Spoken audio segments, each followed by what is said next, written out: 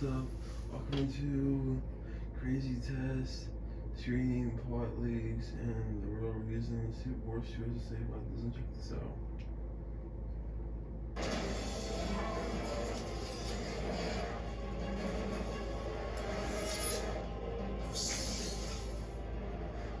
In today's video, we're going to talk about the latest news and information going around about DC Studios, the DC Universe helmed by James Gunn and Pete Safran. It's not looking good for DC at the moment. With all the drama they've had over The Flash, that's the least of their concerns at the moment. So, yo, what is freaking good YouTube? Wish you everyone new around it. Make sure to subscribe to never miss any of the Marvel, DC, pop culture based content that we try to deliver on a daily basis. If you could, subscribe to the channel, turn notifications on, and let me know what the freaking hell's going on at DC. It doesn't actually seem any better having a new company with Discovery making Warner Bros. Discovery, and it doesn't actually seem any better so far with the new bosses. Well, specifically James Gunn, to be honest, because Pete Safran, he's very quiet. What is going on over at a major Hollywood studio? And also, if you could, check us out on Instagram at WarStew. See the beautiful face behind the beautiful voice. Check us out on Twitter, WarStewD. Right, let's get into this video. So, DC has the Flash movie coming out this year, and apparently has Shazam 2 coming out very soon, and also Aquaman 2, and also Blue Beetle. But there is drama upon drama upon drama. So, Aquaman 2 is still coming out at the end of this year. It's test screened poorly. Well, let's be honest, I'm not going to cover the full plot leak for Aquaman 2 until it gets leaked, but I've had Aquaman 2 full plot leak for a very long time, and the funny thing I find about these scoopers saying, yeah, I've heard the script was, one of them saying the script was good, I'm thinking, did we read different things? I literally had test screening plot sent to me, it's not a very good plot. So finally, test screen information is actually being credible and being real.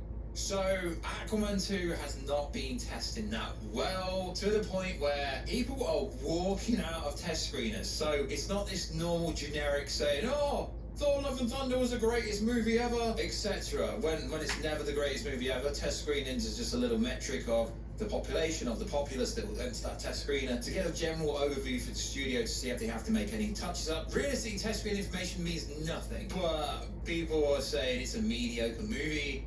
And they've got a lot riding on this movie, because when the first movie made over $1 billion, it took that. That's not what it actually made, that's what it turned over. The second movie has to somewhat try and follow that up. So reports have come out of the Twitter sphere that people have walked out, that the movie is a mess, they've changed a massive part of the plot. Allegedly, it's nothing to do with the DC Universe, so that means people were lying about Aquaman 2 being part of the DC Universe phase. Like, God, you just don't know you just don't know what to believe on the Twitter sphere anymore, do ya? Amber Heard's still in the movie, because like I keep saying, she's got a pinnacle role, she's given birth to Arthur Curry's son, so they're not going to cut her out. She's still in the movie for around 20 minutes or so. So it is funny. One scooper here, okay, alleged scooper, wannabe scooper. There's a reason I've been avoiding any questions about Aquaman Lost Kingdom. Why would you avoid? That's so dishonest. So let me get it straight. Big Screen League avoids answering questions because the movie sucks. But since Viewer and On put it out there, it brings me no joy to back him and tell you that test screening for this film have been not very good. I really hope one fixes this movie before it comes out in December. It comes out at the end of the year. Sure, they can fix the problems, but the problem is the plot sucks. And even with Momoa's execution, I think he's a somewhat decent actor. I don't think this movie can be saved. And they're not going to come out and say, yo, he's going to be Lobo, because that will literally give no one any reason to watch it. I heard that something almost never happened in a test screener happened with this movie. They're really going to need to fix this one. Yeah, with reshoots, potentially. They've already done reshoots. They've done multiple reshoots for this movie. They've test screened this movie like 7 or 8 times. They had Keaton in it at one point. They have Batfleck in it at another point. Are they actually going to release this movie? They should maybe just shelf it and tax write it off potentially, because it's a very bad movie. From the plot alone, this isn't a case where I could read a plot leak, get told what happened at test screen, but like, yeah, with execution this could be good. Nah, this plot just sucks, to be honest. So also in the news, Now, this is an interesting one. So, Henry Cavill, the old Henry Cavill line.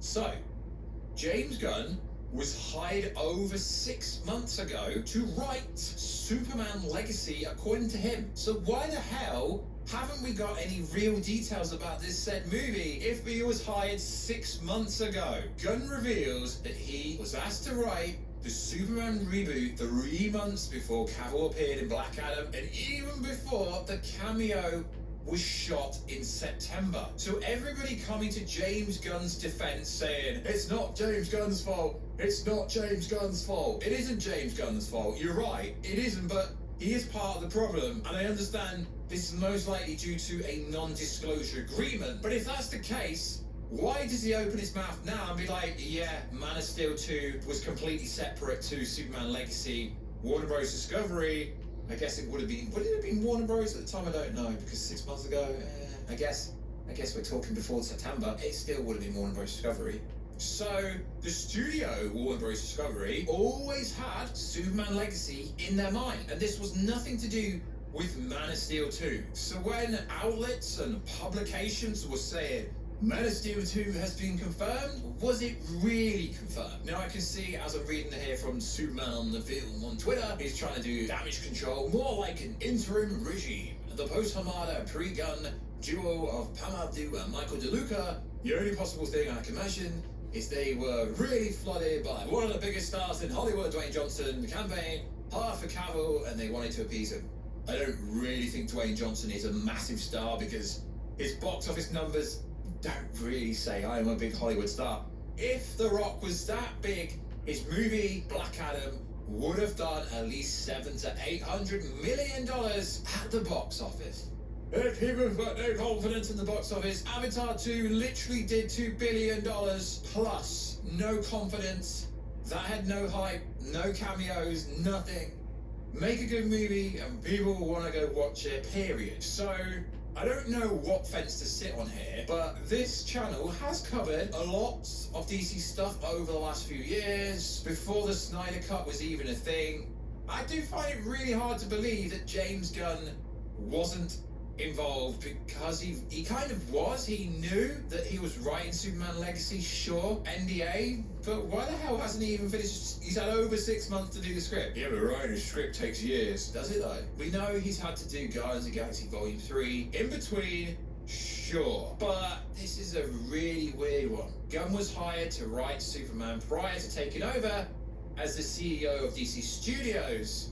Secretly, no scooper, no trade got hold of this information. Warner Bros. Discovery wasn't actually ever bringing Henry Cavill back on this prerequisite. So it was due to The Rock going over Hamada's head to Pam Abdi and Michael DeLuca to get Henry Cavill to be in Black Adam. Now the plot hole. Where's a freaking plot hole here? So, they paid Cavill $250,000 to be in Black Adam, $250,000 for the Speed Force. Oh, that's where you've been Superman seen in the Flash movie that may never see the light of day. Why would you do this? So, a studio that started in debt of $50 billion, why would you spend $500,000 on Henry Cavill to appease the fans, to bait the fans into thinking Henry come back? So if Henry Cavill wasn't going to be in Black Adam would have done much, much lower numbers than what it actually did.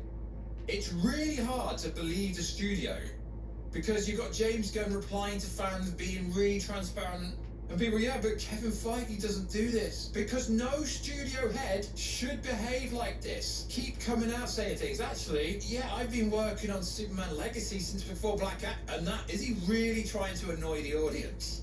Is he really trying to annoy some of the fans? It just doesn't feel right. So James Gunn knew he was writing a movie. He knew about this before Superman came in for the Black Adam cameo, and he said, that was before my time, but you knew about it.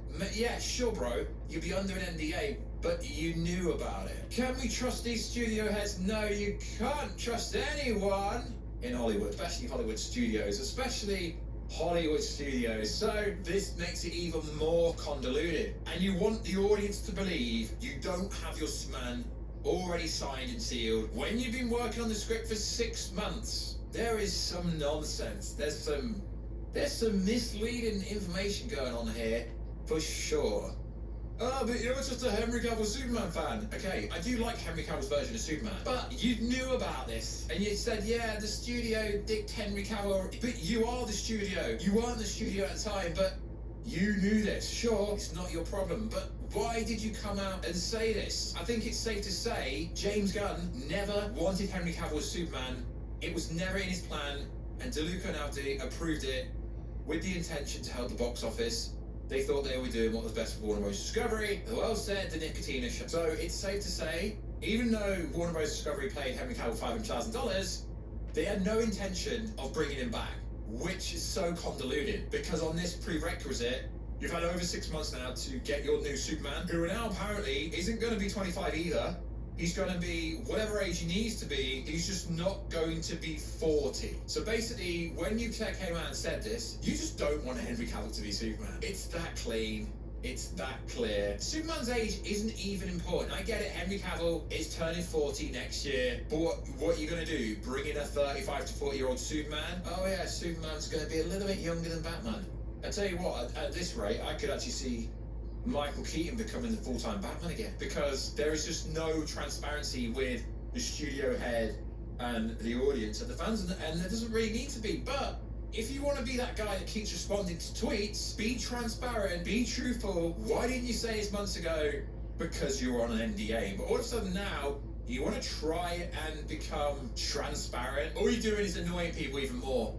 That's all you're doing. Also in the news, Zachary Levi responds to concerns he won't be Shazam in the DC reboot. I hate to tell you this, I really love Shazam 1, and I'm really looking forward to Shazam 2. In the grand scheme of things, Shazam is a irrelevant character. Damn it, yes, I said it. Gunn and Saffron have a plan and a future for Shazam. So what it comes down to is, apparently Zachary Levi is best friends with Pete Saffron and best friends with James Gunn, so his job's safe. But he's doing PR here. There's definitely little ideas that have been brought up pertaining to where his character could go next. Sure, he's going to sit down with James and Peter soon. The success of the second movie will determine a lot. Yeah, because if the movie loses money, they can't justify it to the shareholders and to their bosses, because James Gunn and Pete Saffron short ahead of DC Studios, but David Zaslav can overturn anything he wants to. According to the actor, there are all matter of different things that can be done. It's just a matter of trying to figure out what we can do to keep them making good material. That includes Shazam. Yeah, I really did like the first Shazam movie. I really did. So yeah, if Shazam 2 does well, he sticks around. If it doesn't, he probably still sticks around, because when you're busy friends with the head of the studio, does it matter if your movie loses money? We don't know. Shazam doesn't really have a big budget, so yeah, realistically, if it turns $400 to $500 million, yeah, I'm sure they're greenlight the third one. But it's going to be really interesting, because as I said, Shazam's not really an important or indicative character for DC. Oh my god, you don't know about comics, oh my god. Yeah, I get it, but we all wanted the Henry Cavill Superman, Zachary Levi Shazam, and Dwayne Johnson Black Adam, big fight together. We all wanted that movie, but it's never ever gonna happen, so it's kind of irrelevant. I say recast everyone. So Shazam comes out next month in March the 17th. So like always, guys, check us out on Instagram at WashJew. Check us out on Twitter at WashJewG, and like always, let us know all your feedback down below. What do you think about Aquaman 2 sucking? People walking out a test screener. Do you care for it because it doesn't really connect to anything, and the changes that were made in the most recent cut don't really connect to the DCU, so it's definitely a DCU movie? Do you want Batman in it? Do you think it's complete nonsense that James Gunn's been writing Superman Legacy for over 6 months and he's still not done? But he's been working on Guardians of the Galaxy Volume 3. I get that, but that's pretty much done with. That's coming out soon as well, so you can't keep saying that. How long does it take to write a freaking movie? 6 months or a year. But he should be pretty much there now. Should be pretty much there. So like always, guys, I'll catch you in another video very soon. Catch you later. Please subscribe, like this video, have a great day, and see you guys, bye.